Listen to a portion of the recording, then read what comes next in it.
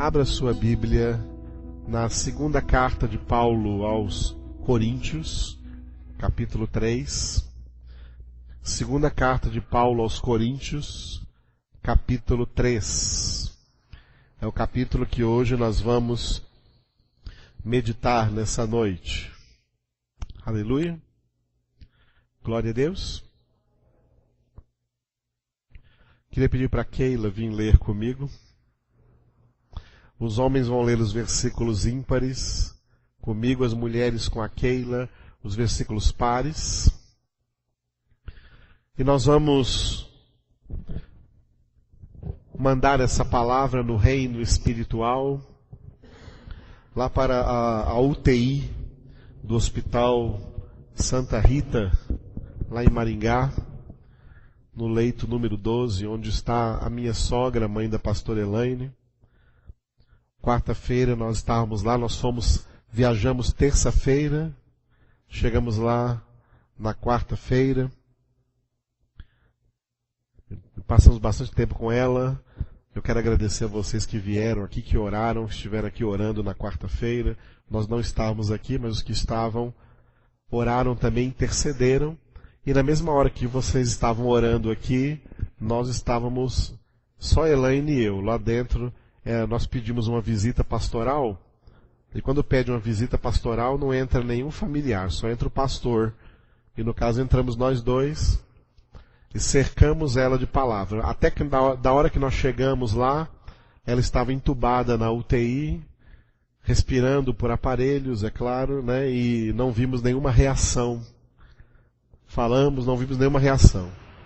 Na quarta-feira à noite, nós fizemos um culto, e eu falei várias palavras de Deus, bem pertinho do ouvido dela. Além de várias palavras, eu li João 11 inteirinho, a ressurreição de Lázaro. Mandei a palavra de Deus, pedi ao Senhor, e nós oramos ao Senhor. Porque está escrito no Salmo 139 que cada dia da nossa vida está predeterminado por Deus. Então nós oramos assim, Elaine e eu oramos assim: Senhor, se os dias dela se acabaram, se os últimos dias dela são agora, nós te louvamos por isso e entregamos ao Senhor. Mas se os dias dela não acabaram, então ela vai despertar, ela vai acordar, então o Senhor opera a sua vontade. Aí nós oramos e fomos para casa. Na quinta-feira de manhã veio a notícia do hospital que ela abriu os olhos e nós fomos lá, ela nos reconheceu, não pôde falar porque está com os aparelhos na boca, tentou falar, tentou até se levantar, chorou, nos conheceu e nós falamos para ela ficar calminha e oramos por ela. Mas a situação dela ainda é bastante grave, tá? Ela está estável, mas está bastante grave e precisa das nossas orações ainda em nome de Jesus. Amém? Chama Raulina, minha sogra, mãe dela. Vamos orar por ela para que o Senhor, o Senhor está ali operando. Nós não oramos para Deus fazer nada, porque Deus sabe muito bem o que fazer.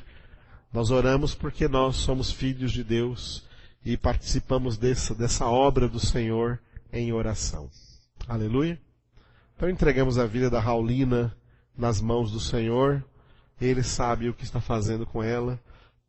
Vamos pedir para o Senhor restaurá-la completamente em nome de Jesus. Vamos mandar então com essa palavra. Os homens leiam comigo, as mulheres com a Keila. E no final nós vamos levantar esse clamor em nome de Jesus. Homens, começamos porventura outra vez a recomendar-nos a nós mesmos?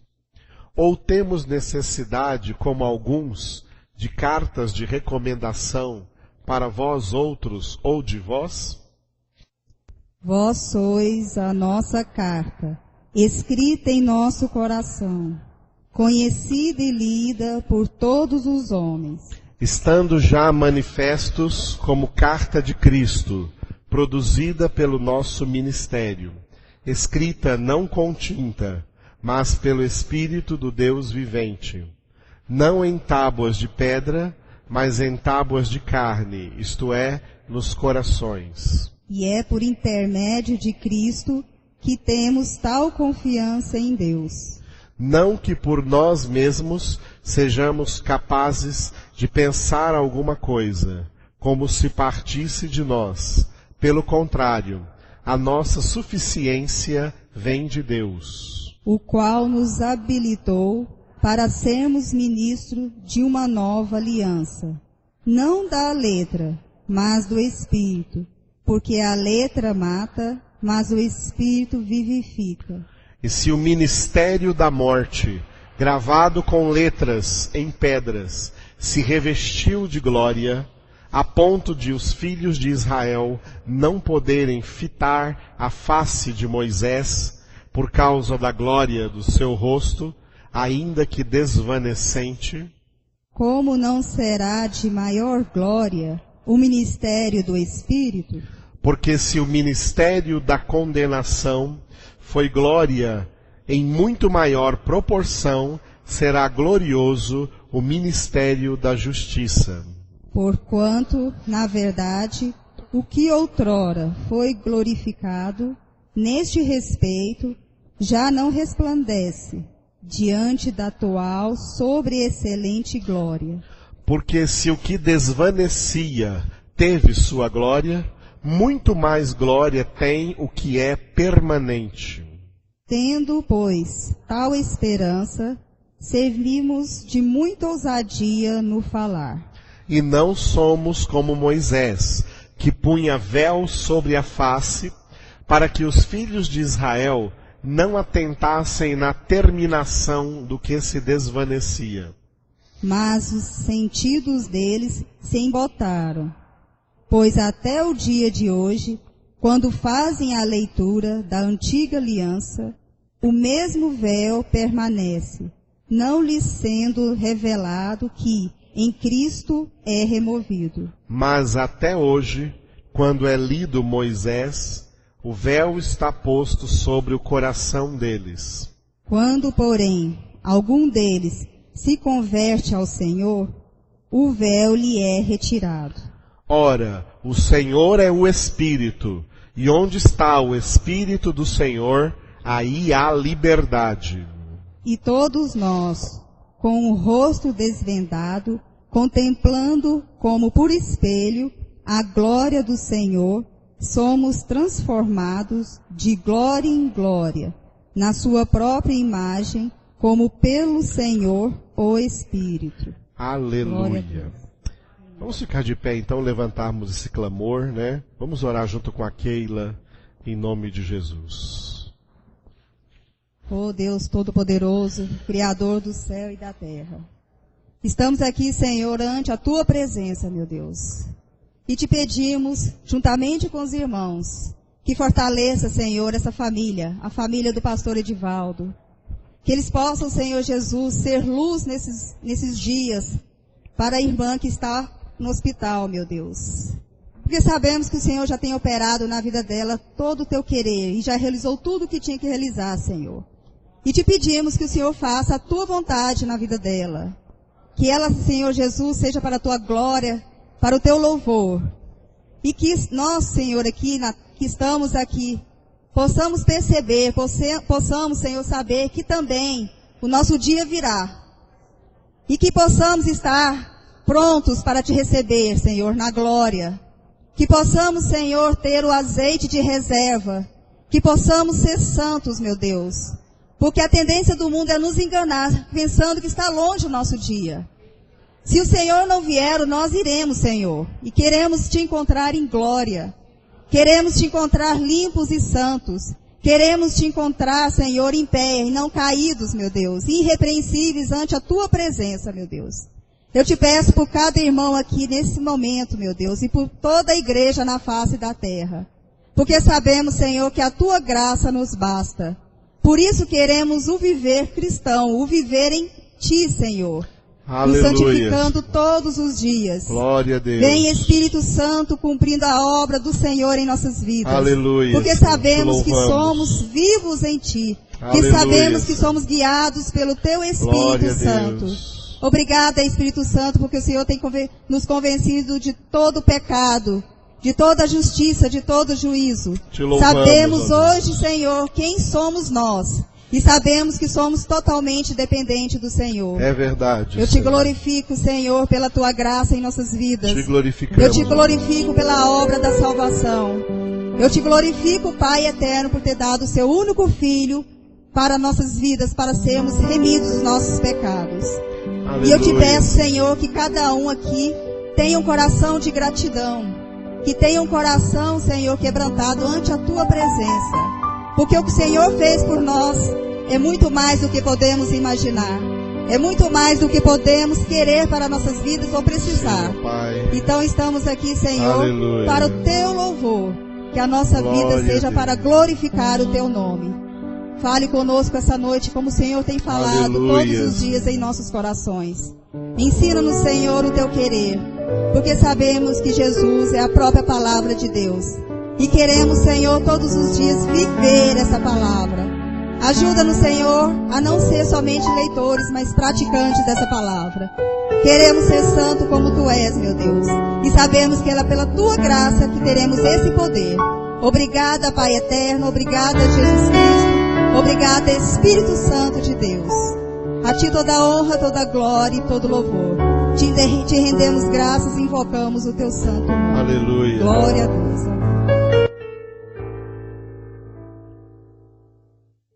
Tu és soberano sobre a terra, sobre os céus. Tu és Senhor absoluto. Tudo que existe e acontece, tu sabes muito bem. Tu és tremendo. Tu és soberano sobre a terra, sobre os céus. Tu és Senhor absoluto. Tudo que existe e acontece, tu sabes muito bem. Tu és tremendo. E apesar dessa glória que tem, tu te comigo também. Esse amor tão grande eleva-me a ti. Tu és tremendo, tu és soberano, Senhor.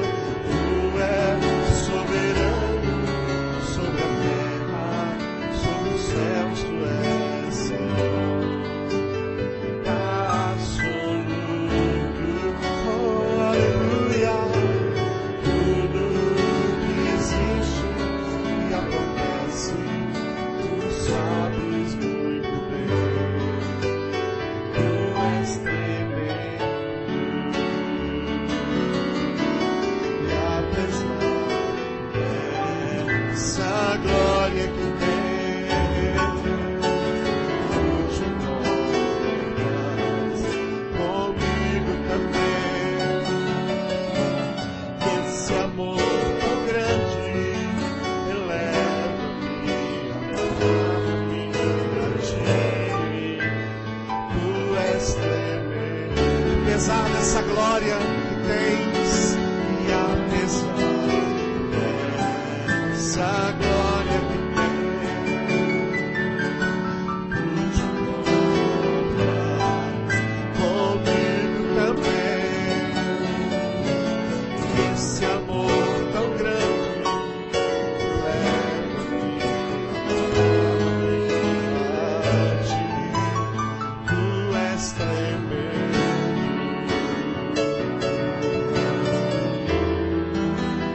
Tu és tremendo, Senhor. Tu és tremendo.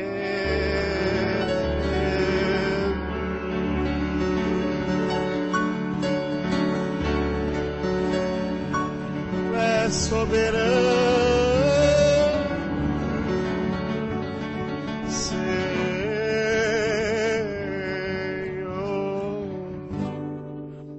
Aleluia. Glória a Deus. Te louvamos, Senhor. Glória a Deus. Amados, poder estar assentados. Nós começamos no domingo pela manhã a estudar a segunda carta do apóstolo Paulo aos Coríntios. Nós vimos na primeira carta que a primeira carta foi uma carta de correção. A segunda carta é uma carta de consolação. Por isso o título que eu daria para ela é Consolação. Uma das obras que Deus opera em nossas vidas é nos consolar. Amém? Esta epístola do apóstolo Paulo, ela tem uma introdução, um desenvolvimento e uma conclusão. A introdução nós vimos domingo de manhã e domingo à noite, vai do capítulo 1, versículo 1 até o capítulo 2, versículo 4. E o assunto principal é a esperança que é produzida pela consolação de Deus em meio às tribulações. Jesus não prometeu que não teríamos tribulações, que não teríamos sofrimentos. Pelo contrário, Jesus disse, no mundo tereis aflições. Tereis tribulações. A palavra de Deus não nos engana. Não diz para nós que nós não teremos. Olha, aceite Jesus, igual as pessoas falam, e você não terá nenhum sofrimento mais, e não terá mais nenhuma tribulação.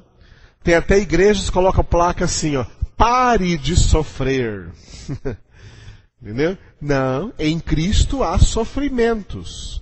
Só que no meio dos sofrimentos, a diferença entre quem tem Jesus e quem não tem Jesus é essa. Que no meio do sofrimento, há a consolação de Deus. E essa consolação de Deus produz em nós a confiança de que Deus cumpre a sua palavra nas nossas vidas. Aleluia? E essa confiança gera alegria em nossos corações. Para que nós continuemos assim, fortalecidos no Senhor, porque a alegria do Senhor é a nossa força, a gente possa então ter condições de esperar a vinda do Senhor Jesus. É nisso que se baseia a esperança bíblica. A esperança bíblica se baseia na nossa espera. A igreja está esperando o seu noivo voltar. A nossa esperança é Cristo Jesus. A nossa esperança é a volta do Senhor Jesus. Não importa a nossa vida na terra. Porque aqui na nossa vida na terra, Ele nos supre, Ele nos guarda, Ele nos protege. O que nós estamos esperando é a sua volta. Não estamos esperando casa. Se tiver tempo de você comprar uma casa, adquirir uma casa, Deus te dar uma casa, glória a Deus. Não estamos esperando carro. Se tiver tempo de você comprar um carro e condições de você dirigi-lo para o seu trabalho como instrumento de trabalho hoje necessário, glória a Deus. A nossa esperança não é que o time ganhe. A nossa esperança não é que o Brasil ganhe a Copa. A nossa esperança não é que a política do Brasil melhore. A nossa esperança é que Jesus vai voltar. Esperamos Jesus.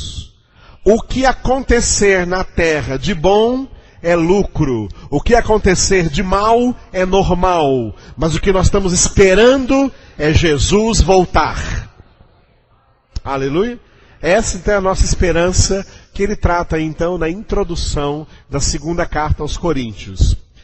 Aí entra no desenvolvimento. O desenvolvimento é a maior parte da epístola, que vai do capítulo 2, versículo 5, até o capítulo 12, versículo 21, que eu dei o título Zelo e Autoridade, porque além de trazer uma palavra de consolação, Paulo usa esta epístola para defender diante da igreja de Corinto o seu zelo e a sua autoridade pastoral. Por quê?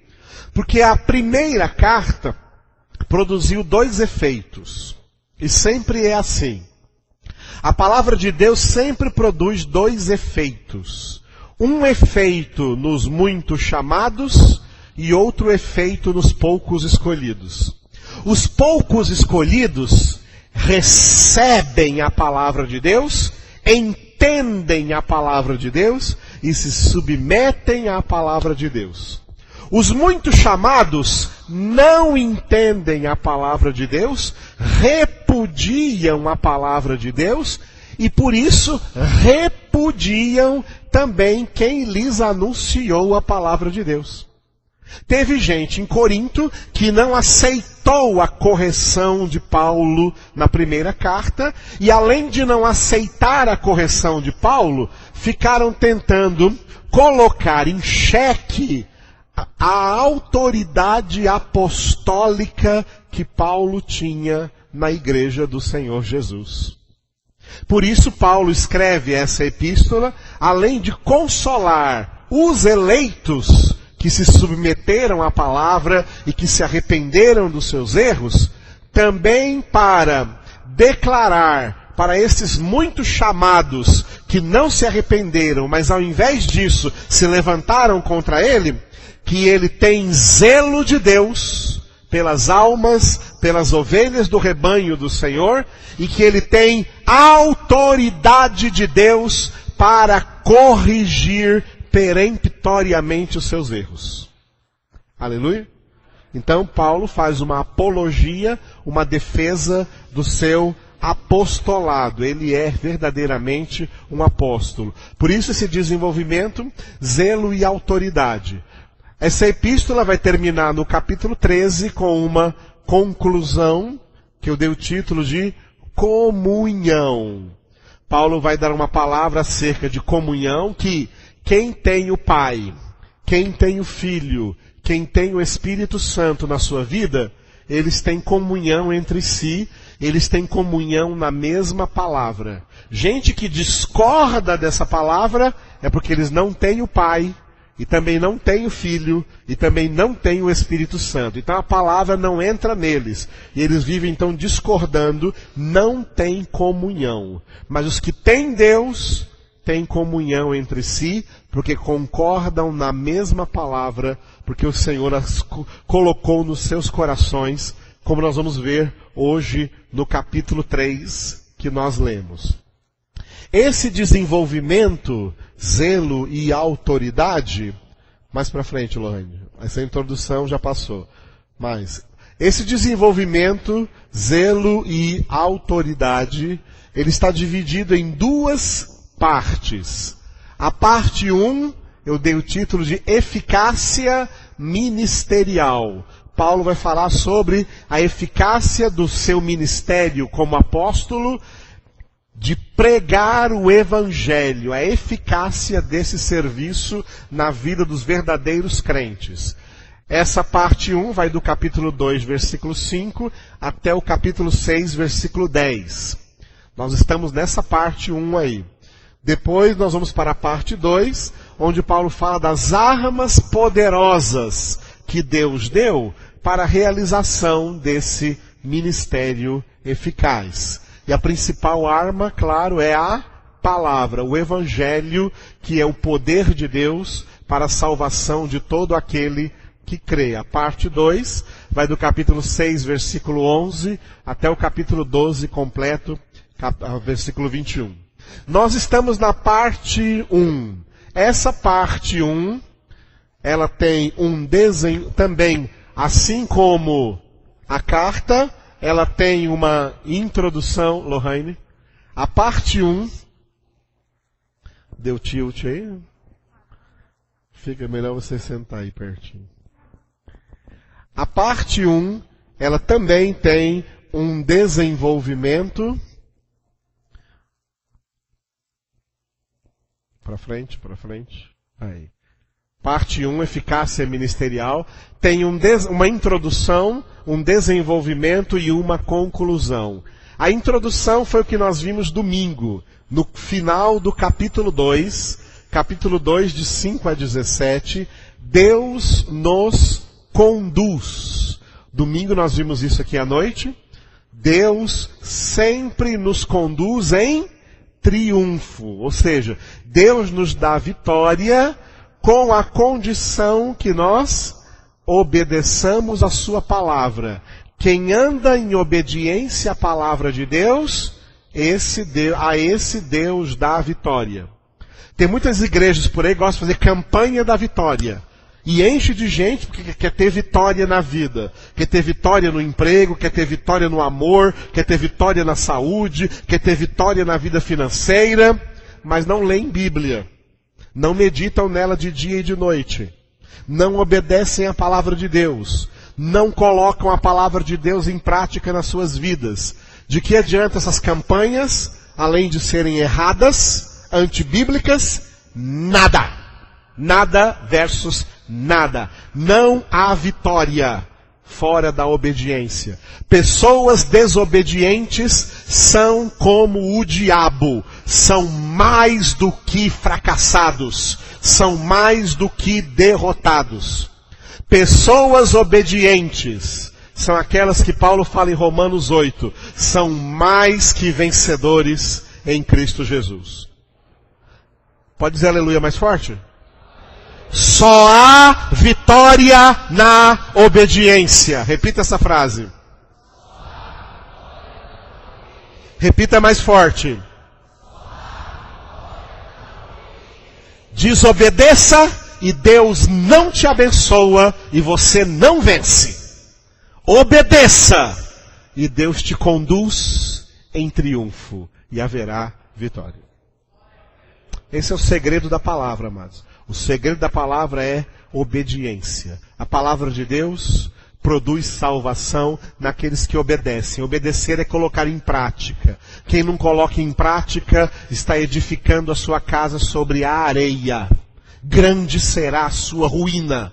Mas quem obedece está edificando a sua casa sobre a rocha.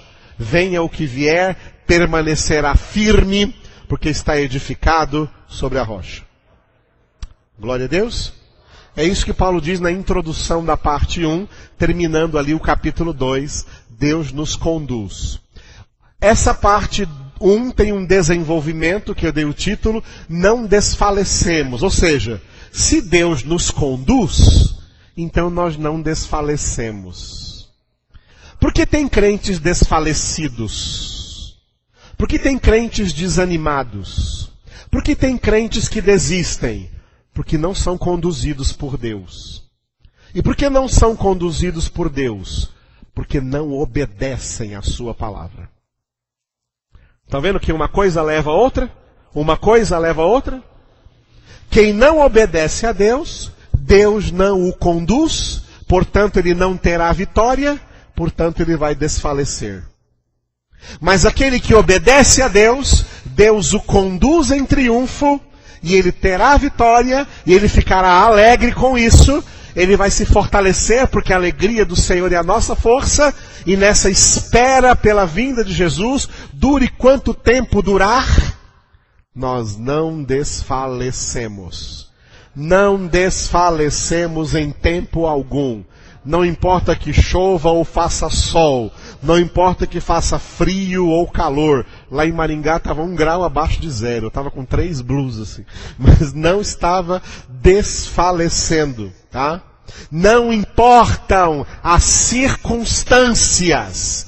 Quem obedece ao Senhor não desfalece diante de nenhuma adversidade, porque quem o fortalece é o Senhor.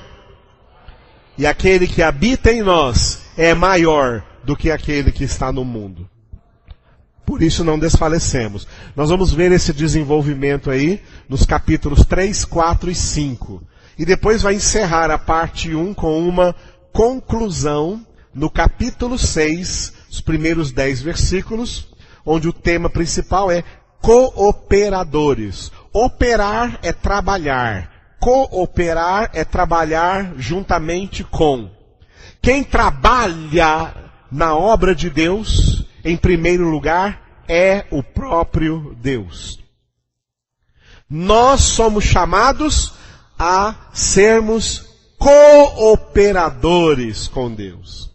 É por isso que Deus nos dá vitória na vida, para que nós não desfaleçamos e sejamos assim pessoas para cima, sejamos pessoas vitoriosas, sejamos pessoas mais que vencedoras. E uma pessoa mais que vencedora é uma pessoa fortalecida. E Deus quer aproveitar isso para que nós realizemos a sua obra, porque grande é a seara e poucos são os trabalhadores. Deus quer trabalhadores, bons trabalhadores, trabalhadores que trabalhem animados, alegres, fortalecidos, porque o dono da obra lhes dá toda essa vitória. E nesse sentido é que somos cooperadores com Deus. Aleluia. Vamos ver isso no capítulo 6. Nós estamos no desenvolvimento, que é não desfalecemos. Esse desenvolvimento, que eu dei o título Não Desfalecemos, ele é formado de 3 capítulos. O capítulo 3, o capítulo 4 e o capítulo 5. Hoje, nós estamos vendo o capítulo 3. Amanhã de manhã, o capítulo 4 e amanhã à noite, o capítulo 5. No capítulo 3 eu dei o título de Cartas, porque no capítulo 3 os verdadeiros crentes são definidos como cartas vivas de Cristo Jesus. No capítulo 4, que nós vamos ver amanhã pela manhã, vasos.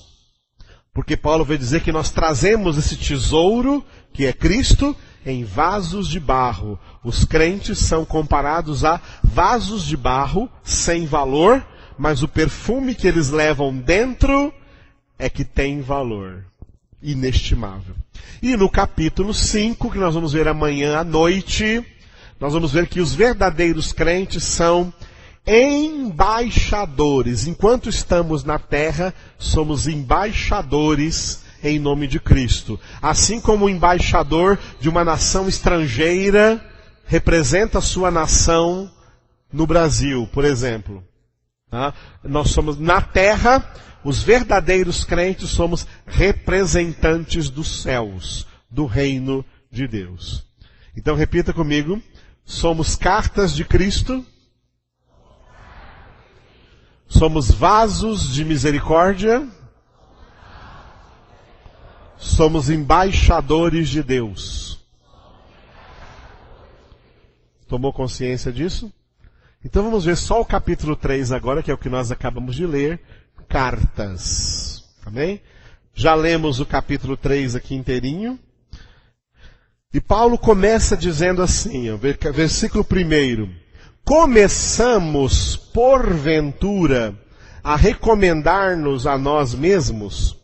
Ou temos necessidade, como alguns, de cartas de recomendação para vós outros, ou de vós?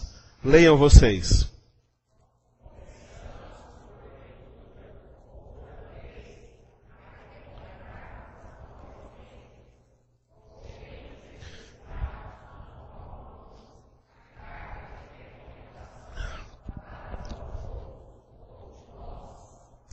Muito bem.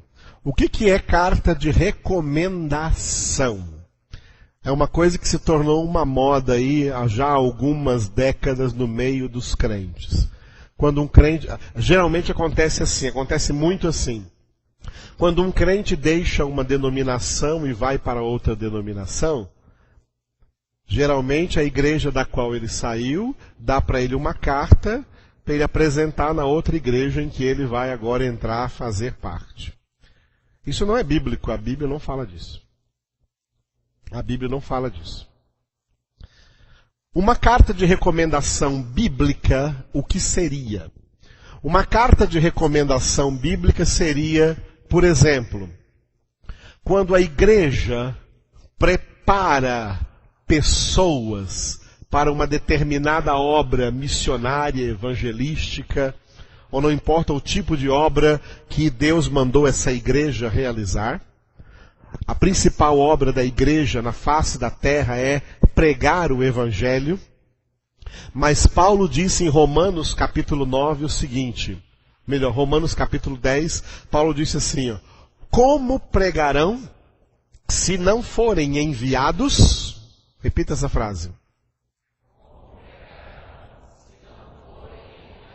Notou que é uma pergunta?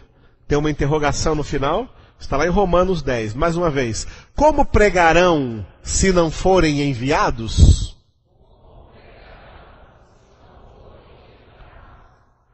Amados, só pode pregar o evangelho quem foi enviado para pregar o evangelho. Pregadores do evangelho não são aventureiros que saem por aí por sua própria conta e risco. Não. Eles são recomendados porque eles são enviados. Por isso Paulo disse, como pregarão? Não pode pregar. Como pregarão se não forem enviados?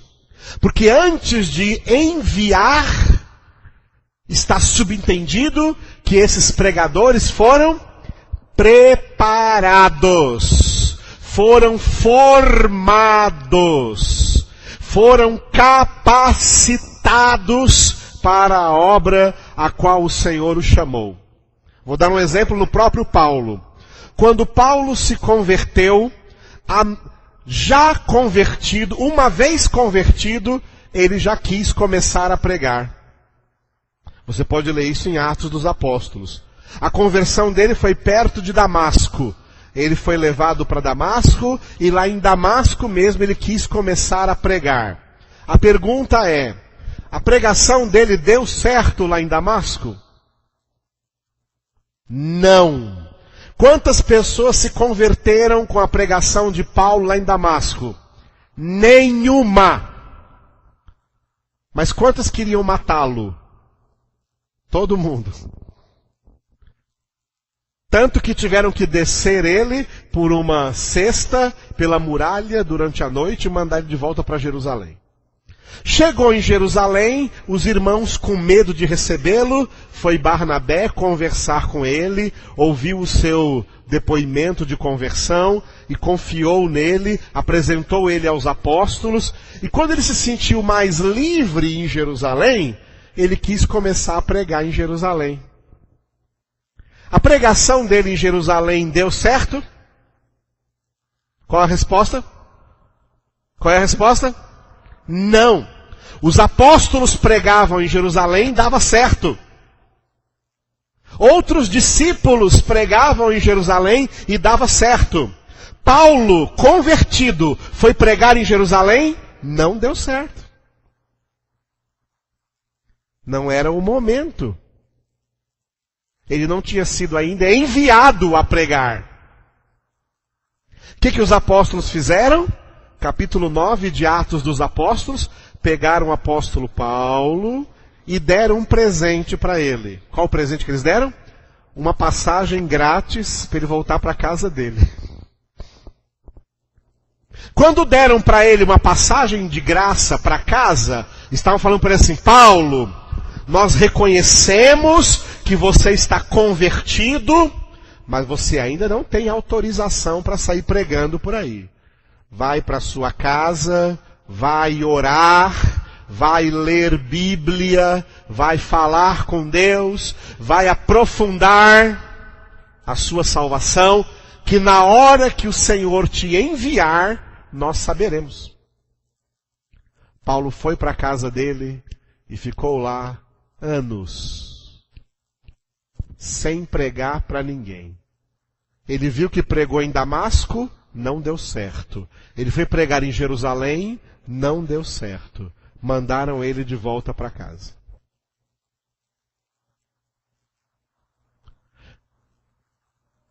Alguns anos depois, mais ou menos 10 anos, uma década depois, a igreja de Antioquia da Síria começou a crescer o número de gentios, gente que não era judeu, se convertendo ao cristianismo. E os apóstolos mandaram para lá Barnabé, para cuidar daquela igreja, porque Barnabé era um homem de fé, um homem cheio do Espírito Santo, um homem cheio de sabedoria.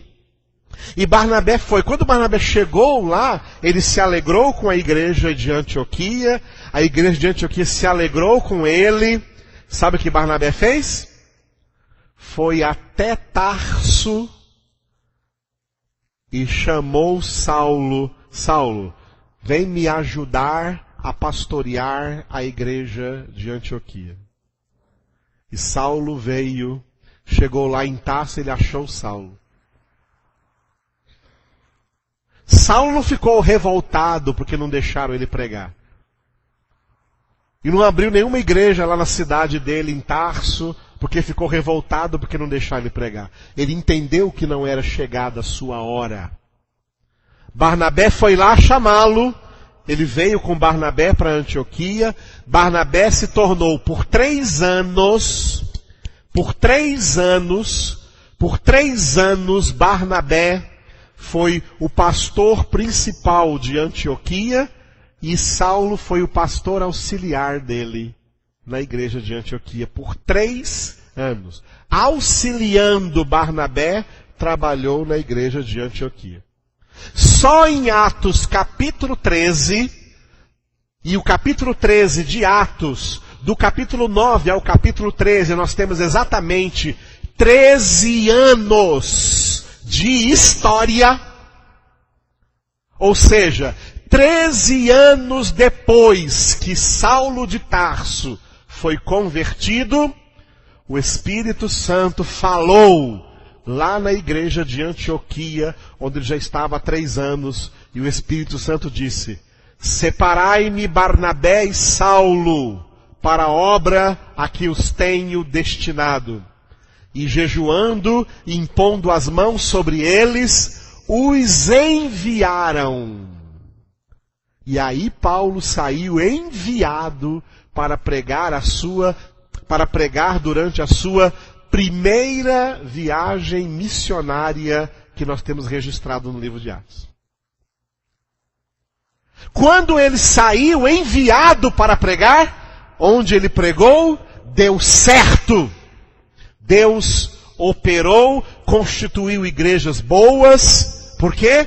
Porque ele agora estava enviado com autoridade.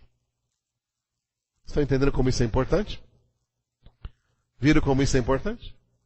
É por isso, sabendo disso na sua própria experiência, que Paulo escreve em Romanos 10. Como pregarão se não forem enviados?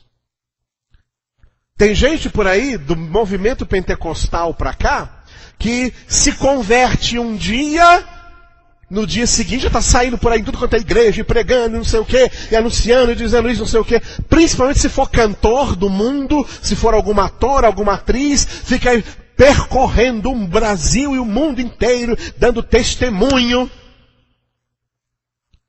Errado. A palavra de Deus não ensina assim. Para pregar a palavra de Deus tem que ser enviado. Alguém verdadeiramente preparado, tá? Alguém verdadeiramente preparado, então a igreja poderá enviá-lo. E aí a igreja vai munir essa pessoa de documentos. E um documento que a igreja vai dar a essa pessoa é uma carta de recomendação aonde quer que ele chegue. Aonde quer que essa pessoa chegue, tem uma carta de recomendação, porque quem está recomendando essa pessoa? Quem a preparou. Quem a preparou, quem a conhece na palavra. É assim que Paulo, nas suas cartas, recomendou que recebessem Timóteo, recomendou que a igreja de Creta recebesse a Tito, que ninguém desprezasse a mocidade deles, porque apesar de serem jovens, de serem novos, estavam bem preparados, porque Paulo os preparou. Então Paulo deu cartas de recomendação nesse sentido. Aleluia. O sistema denominacional do protestantismo, que é um fruto da reforma protestante, gerou esse negócio aí das pessoas, quando saem de uma igreja para outra, pedir carta ou levar carta de recomendação. Isso não é bíblico. Não é bíblico e nem necessário. Não é bíblico e nem necessário. Qualquer pessoa que o Senhor mandar para esta congregação, de qualquer denominação que seja, ela será recebida de braços abertos. Eu não vou questionar a origem dela e não vou pedir nenhuma carta para ela. Da mesma maneira, quando alguém quer sair daqui para outra congregação, eu falo assim, vai com Deus, Deus te abençoe, mas eu também não dou nenhuma carta para essa pessoa. Porque isso não é bíblico. Nós vamos ver por que no versículo 2 e 3. Porque a carta tem que ser a própria pessoa. A carta tem que ser a própria pessoa. Ela que tem que ser a carta de Cristo. E não ter uma carta. A não ser que a igreja a mandou para alguma missão, aí ela vai com uma carta. Entenderam quando dar carta e quando não dar carta? Alô? Entenderam quando dar carta? Entenderam quando não dar carta? Eu tive um caso, apenas um caso, na nossa denominação aqui, desde 2002 para cá, eu tive um caso. Um caso de um membro da igreja, né, que eu tive que convidá-lo a ir embora da igreja. Eu o convidei a ir embora, não vê, faz favor de não vir mais aqui. Tive que convidá-lo a ir embora. Porque não presta. Tem gente que não presta mesmo. Sabia? Sabia que tem gente que nem Deus dá jeito? Sabia que existe isso? Não, Deus dá jeito em todo mundo. Não dá, não. Tem gente que Deus não dá jeito nelas. Se você estava enganado, eu quero lhe desenganar.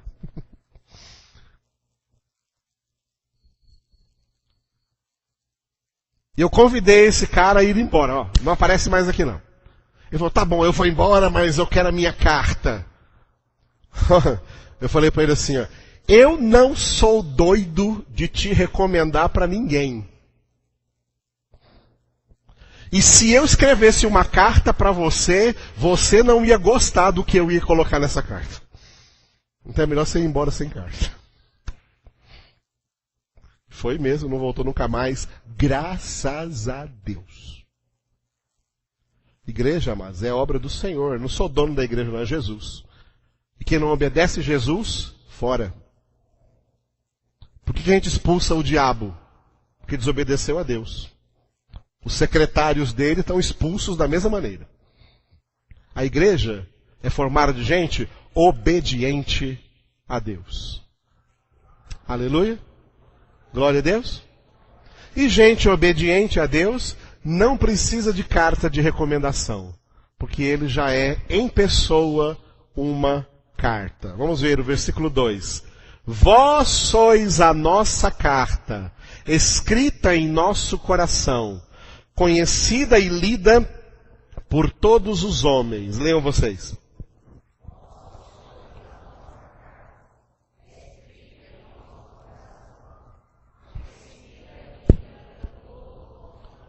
Em primeiro lugar, Paulo diz que os verdadeiros crentes da cidade de Corinto, lá daquela igreja naquela cidade, eles são a carta apostólica de Paulo. Eles, os crentes de Corinto, os crentes de Éfeso, os crentes de Filipos, os crentes de Tessalônica, tá? Os crentes de Bereia, os crentes das igrejas de todas as cidades onde Paulo passou pregando o evangelho, porque Paulo, quando pregava o evangelho, fazia uma coisa interessante, amados. Ele mesmo escreveu isso.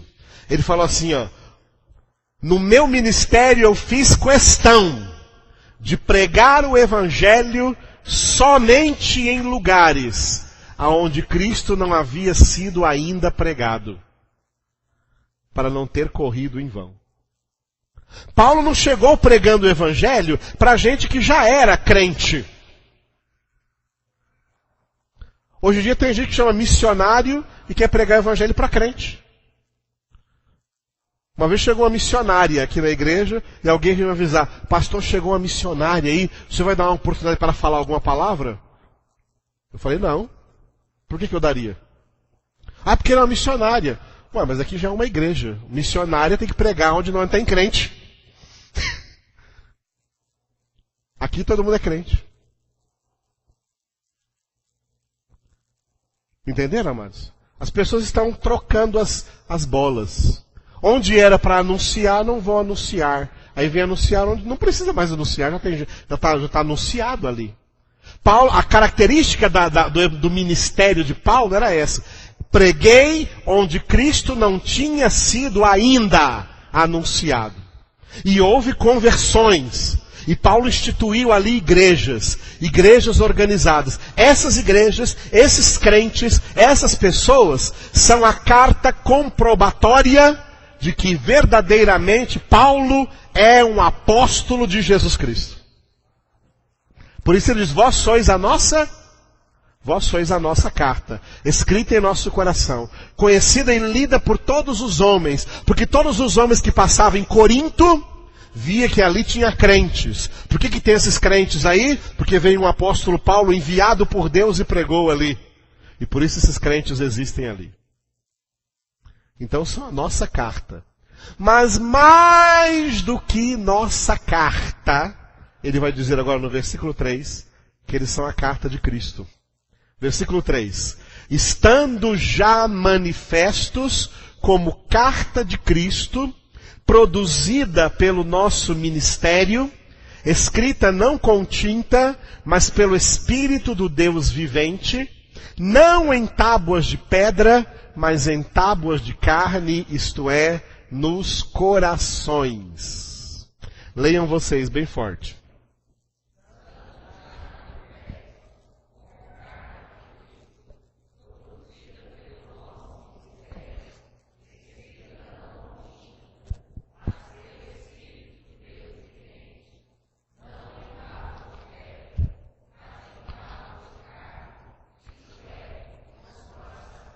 Aleluia.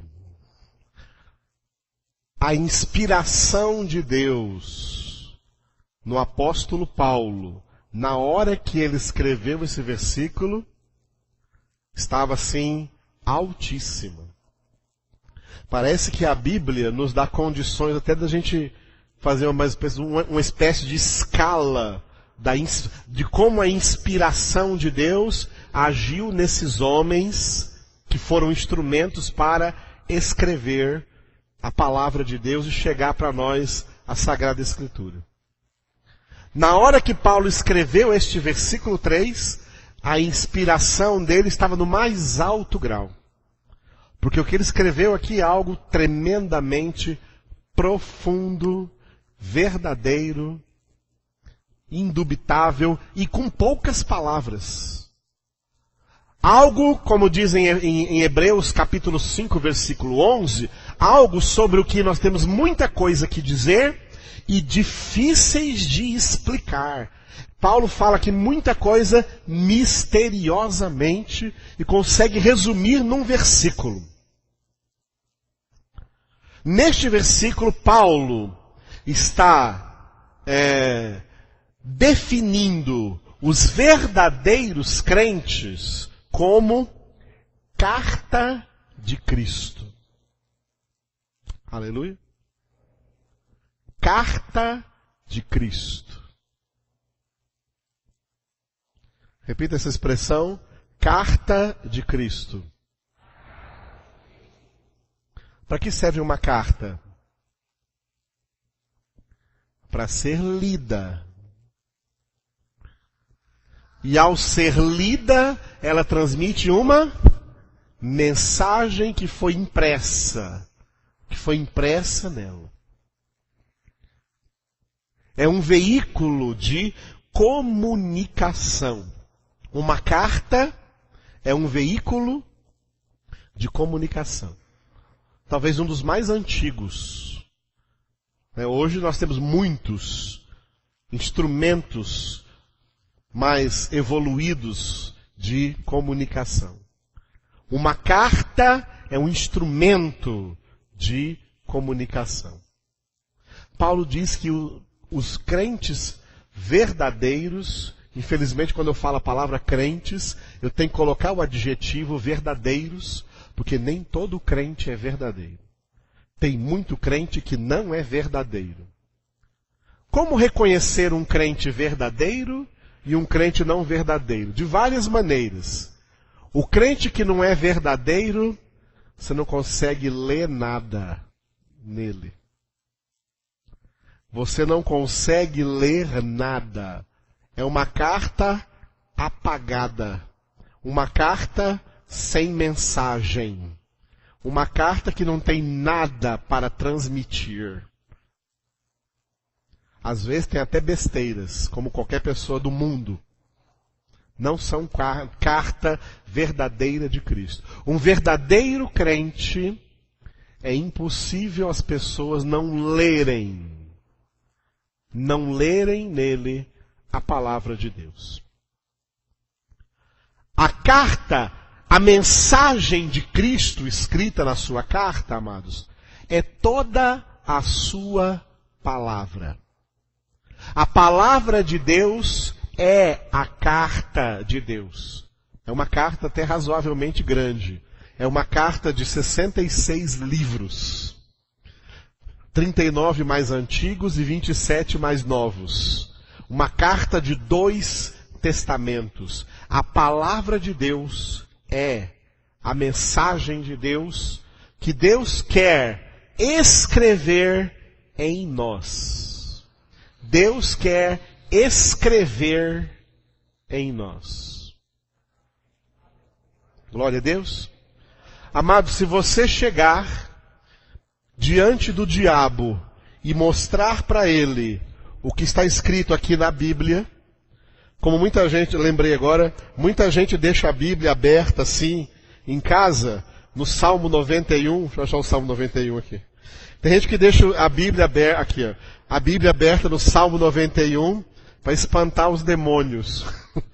Espantar mal-olhado, espantar alguma ação diabólica, deixa a Bíblia aberta. O diabo não tem medo dessa Bíblia aqui, não. Essa Bíblia aqui, ó, não é a espada do Espírito. Essa Bíblia aqui está escrita em papel. O diabo não tem medo dela. Se você mostrar isso aqui para o diabo, ele não vai ter medo.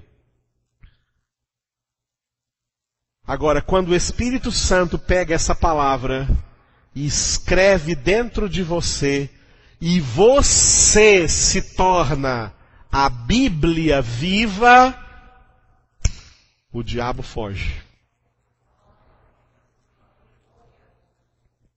Aí que a palavra de Deus é a espada do Espírito, se ela estiver escrita na sua vida. Se ela não está escrita na sua vida, não tem nenhum valor na sua mão. Agora, se ela estiver escrita na sua vida, então você é carta de Cristo. Você é carta de Cristo. É claro, para que a Bíblia esteja escrita na nossa vida, nós temos que ser como o homem do Salmo número 1. Nós temos que ser pessoas que têm o seu prazer na palavra do Senhor e nela medita de dia e de noite. A comparação lá não é de carta, a comparação lá é de árvore. Ele é como uma árvore plantada junto à corrente de águas, que dá fruto na época própria, cuja folhagem não murcha, e tudo quanto faz prosperará. Porque Deus sempre o conduz em triunfo. Aleluia. A comparação lá era árvore. A comparação que Paulo usa aqui é carta. A comparação que ele vai usar no capítulo 4 é vaso. A comparação que ele vai usar no capítulo 5 é embaixador. No capítulo 3, a comparação que ele usa é carta. Vós sois carta de Cristo. Produzida pelo nosso ministério. Por que produzida pelo nosso ministério? a Bíblia tem 2 ministérios. A Bíblia é formada por 2 ministérios. O ministério dos profetas formou o Antigo Testamento. O Antigo Testamento é o ministério dos profetas. E o Novo Testamento é o ministério dos apóstolos. É o que Paulo disse em Efésios 2:20. Vamos ver Efésios. Abrem Efésios, capítulo 2. Efésios, capítulo 2. Efésios, capítulo 2. Começa no 19. Aqui no 19, ao invés de cartas, ele vai usar a comparação de família. Somos família de Deus. Efésios 2:19. Assim, já não sois estrangeiros e peregrinos, mas concidadãos dos santos, e sois da família de Deus. Leia bem forte.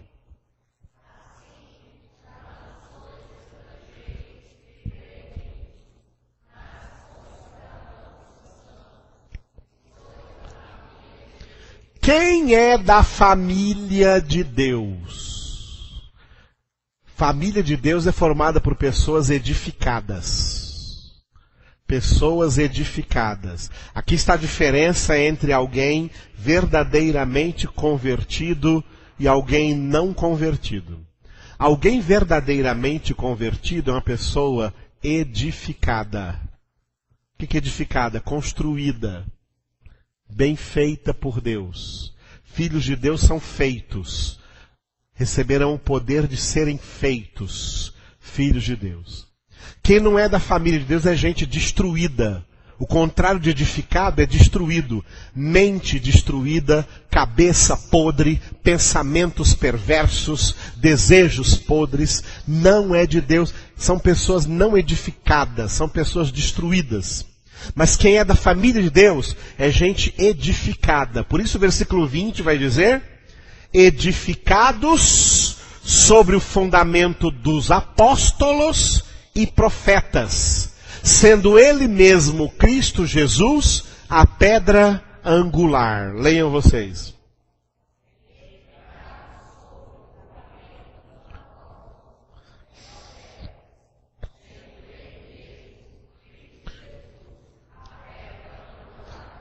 Quem é membro da família de Deus é gente edificada, construída, sobre o quê? Sobre a rocha. A rocha é a palavra de Deus. A rocha aqui é olha o que Paulo falou aí no versículo 20.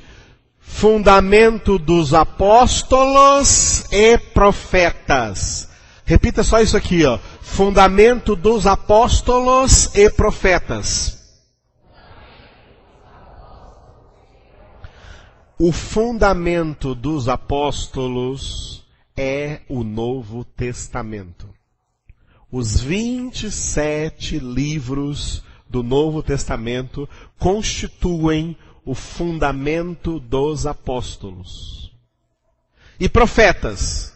Esses profetas aqui, amados, são profetas do Antigo Testamento, como Isaías, como Jeremias, como Daniel, como Moisés, que foram inspirados para aqueles 39 livros do Antigo Testamento. Por isso, quando Paulo está falando aqui, fundamento dos apóstolos e profetas, ele está falando dos 2 testamentos. Novo Testamento, fundamento dos apóstolos. Antigo Testamento, fundamento dos profetas. A Bíblia Sagrada. A família de Deus, os filhos de Deus, são pessoas edificadas na Bíblia, edificadas na palavra, que amam a palavra, que têm o seu prazer na palavra e nela meditam de dia e de noite e colocam em prática no seu viver diário. Essas são a família de Deus. São esses que Paulo chama de carta de Cristo. Aleluia. Por isso que ele diz, voltando agora, volta lá para 2 Coríntios 3:3. Por isso que ele diz que vós sois carta de Cristo, produzida pelo nosso ministério. Nosso ministério aqui é o ministério dos apóstolos. O Novo Testamento, a Boa Nova, o Evangelho que os apóstolos, inclusive Paulo, pregou para eles. E que foi deixado esse fundamento para nós. Foi deixado esse fundamento para a igreja. Por isso que hoje não tem mais apóstolos. Porque os apóstolos já lançaram o fundamento, não tem mais nenhum fundamento a ser lançado. Só se edifica em cima desse mesmo fundamento.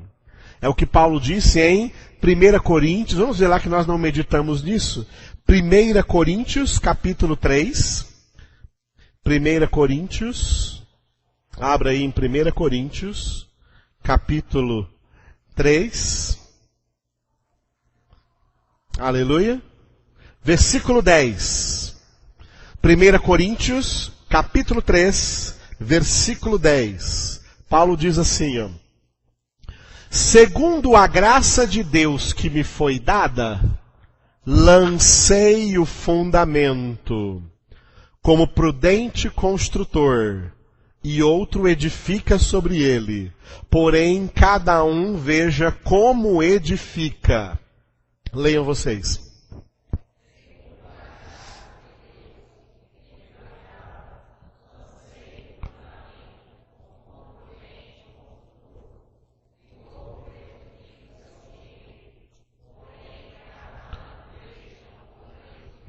Olha como Paulo começa. Segundo a graça de Deus que me foi dada. A graça de Deus que foi dada a Paulo foi a graça de ser apóstolo. Como apóstolo que ele fez? Lancei o fundamento. Porque Paulo colaborou com a pregação do Evangelho escrita no Novo Testamento. Novo Testamento tem 27 livros, 13 deles tem a autoria do apóstolo Paulo. Assim que ele lançou o fundamento. Depois que os apóstolos morreram, eles morreram, mas o fundamento já foi lançado. O Novo Testamento já foi fechado. Por isso, não existem mais apóstolos. Por isso que aqueles que hoje a si mesmos se chamam apóstolos, são falsos apóstolos. Todos eles, pastor? Exatamente todos. Nenhum que se diz apóstolo hoje é verdadeiro apóstolo. Todos são falsos apóstolos. Porque o ministério dos apóstolos terminou quando o Apocalipse foi revelado. Era lançar o fundamento.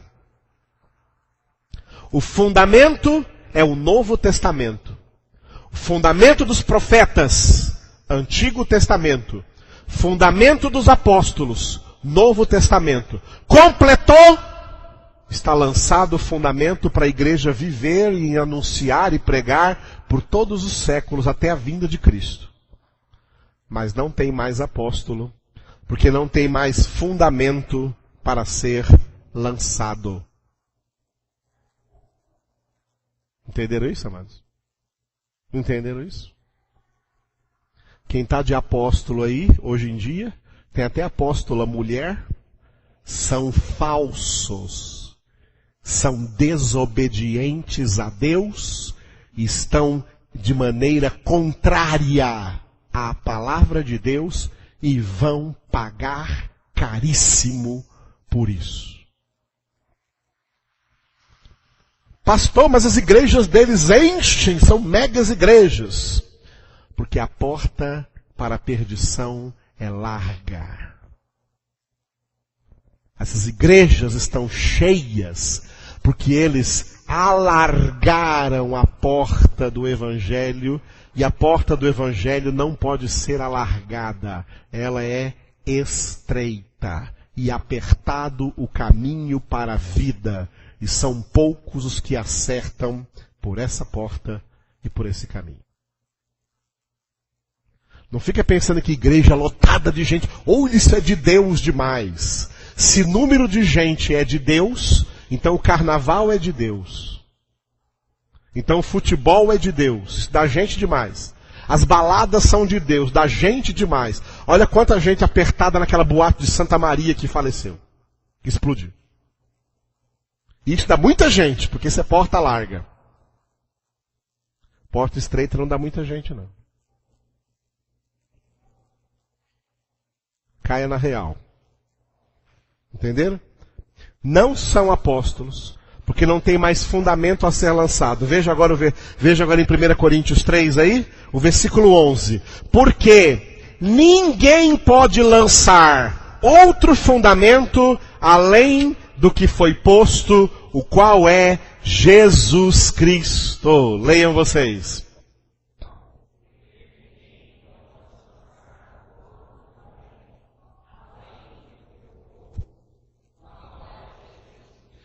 Eu achei vocês meio desanimados agora para ler esse versículo. Vamos animar? Não desfalecemos. 1, 2, 3 e... mais forte.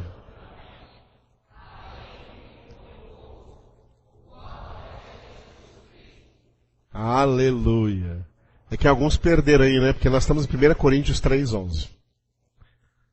Por que Jesus Cristo é o fundamento? Porque Jesus Cristo é o Verbo de Deus. Jesus Cristo é a Palavra de Deus. Portanto, a Bíblia Sagrada, nos seus 66 livros, essa palavra é Jesus. Mas ela só vai ser poderosa se estiver escrita na sua vida.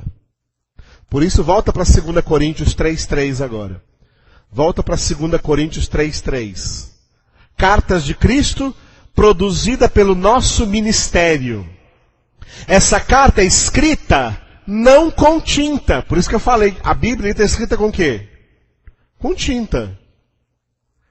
Mas pelo Espírito do Deus vivente. A com tinta foi escrita pela gráfica. Mas a que o Espírito Santo escreve é em nós. Não em tábuas de pedra, como foram escritos os 10 mandamentos no Antigo Testamento. É por isso que as pessoas, apesar de terem os mandamentos, morreram em pecado. Porque tinham os mandamentos escritos na pedra, mas não estava escrito no coração deles. Não estava escrito na alma deles. Tá? Não em tábuas de pedra, mas em tábuas de carne, isto é, nos corações. Aqui tem a palavra carne e tem a palavra coração. Quem fez comigo o curso de emoções, estão lembrados que carne e coração aqui são metáforas para a alma. A tábua é a nossa alma. A nossa alma que é formada de mente, emoções e vontade. É na nossa alma que Deus quer escrever com o Espírito Santo de Deus a sua palavra. Aleluia. Eu estava meditando nessa palavra um dia, já tem alguns anos, e me veio a seguinte imagem, a seguinte visão na minha mente. Assim. Vocês lembram daquelas canetas tinteiro que molhava na tinta para depois escrever no papel? Lembram daquelas canetas tinteiro? Nós somos formados de espírito, alma e corpo, como nós vimos no nosso curso de emoções, amém? Só os verdadeiramente convertidos. Quem não é verdadeiramente convertido só tem corpo e alma, não tem espírito. Agora, quem é verdadeiramente convertido tem corpo, alma e espírito. Olha só. O corpo O nosso corpo, tá? É apenas um invólucro de tudo isso.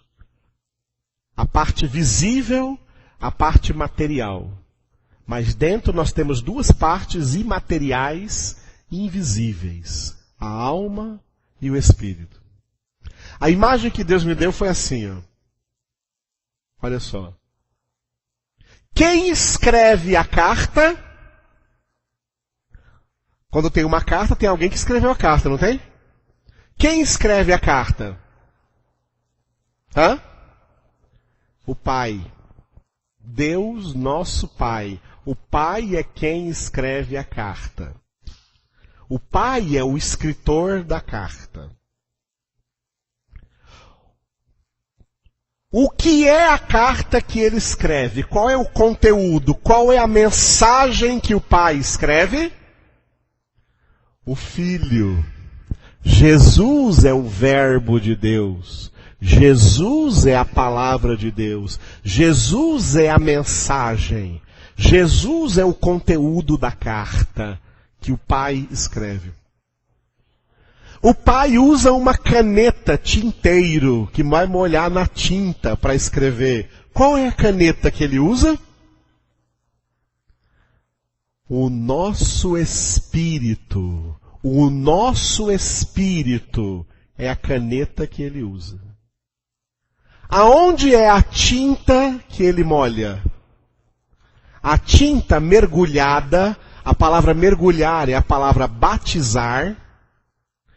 A tinta representa o Espírito Santo. Ele nos batiza no Espírito Santo. Ele mergulha-nos no Espírito Santo. O Espírito Santo testifica com o nosso espírito. O Espírito é a caneta, o espírito humano é a caneta e o Espírito Santo é a tinta. O Pai pega nosso espírito e mergulha no Espírito Santo e escreve na nossa alma. Nossa alma é o papel. Escreve na nossa alma a palavra de Deus, para que nós sejamos a carta de Cristo escrita não com tinta, mas pelo Espírito do Deus vivente. Não em tábuas de pedra, mas em tábuas de carne, isto é, nos corações. Aleluia, amados.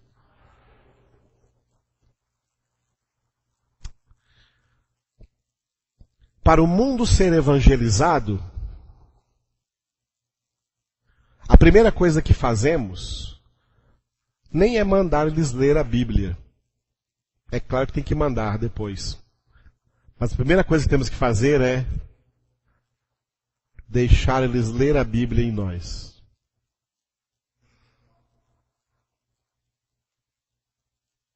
Deixá-los lerem a Bíblia em nós. Filhos de Deus, como o Filho de Deus, que é o Verbo que se fez carne. Se o Filho de Deus é o Verbo encarnado, é a palavra de Deus encarnada, os filhos de Deus também tem que ser a palavra de Deus encarnada. Aleluia. Glória a Deus, amados. Oh, aleluia. Te louvamos, Senhor, por essa noite, na qual o Senhor aqui nos chamou, nos reuniu, para compartilhar conosco a Tua palavra viva e eficaz. Para entendermos, ó Pai, que o Senhor quer escrever Cristo em nós, a partir do ministério do Espírito Santo. Oh, aleluia.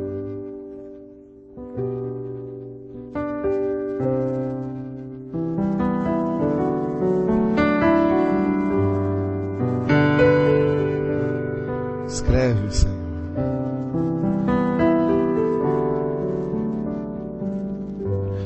Transforma-nos na carta de Cristo. Transforma-nos na Bíblia viva. Oh, poderoso Deus, precisamos tanto de Ti, Senhor. Ore comigo e diga: Espírito Santo de Deus. Feche os seus olhos, não saia dessa presença de Deus. Diga: Espírito Santo de Deus, escreve no meu interior, escreve na minha alma, escreve na minha mente a boa palavra, a palavra da verdade, a palavra fiel e verdadeira, a fim de que por ela sejamos transformados, sejamos santificados, sejamos moldados na imagem perfeita de Jesus, o Filho de Deus, a fim de que Ele seja o primogênito entre muitos irmãos. Sopra dentro de mim e opera dentro de mim esse verdadeiro milagre de transformação. Eu quero ser a carta de Cristo, escrita não com tinta, mas por Ti, Espírito Santo de Deus. Não em tábuas de pedra, mas em tábuas de carne, no coração, na minha alma. Escreve, Senhor, em nome de Jesus. Obrigado, Senhor, por estar fazendo essa obra agora em nossas vidas. Te louvamos, te engrandecemos, te glorificamos. Obrigado por essa noite preciosa, por essa reunião, por essa reflexão na Tua palavra. Entregamos a Ti também as reuniões de manhã e à noite. Que possamos estar aqui meditando profundamente, Senhor, sendo edificados no Teu fundamento, em nome de Jesus. Entregamos a Ti nossos dízimos e nossas ofertas, sabendo que tudo quanto temos é do Senhor. É de Ti que recebemos, ó Pai, em nome de Jesus.